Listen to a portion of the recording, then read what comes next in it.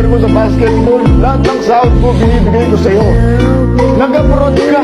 Hindi mo kinaya, hindi ka makauwi. Anong ginawa ko? Binenta ko ang motor ko para mabayaran mga utang mo.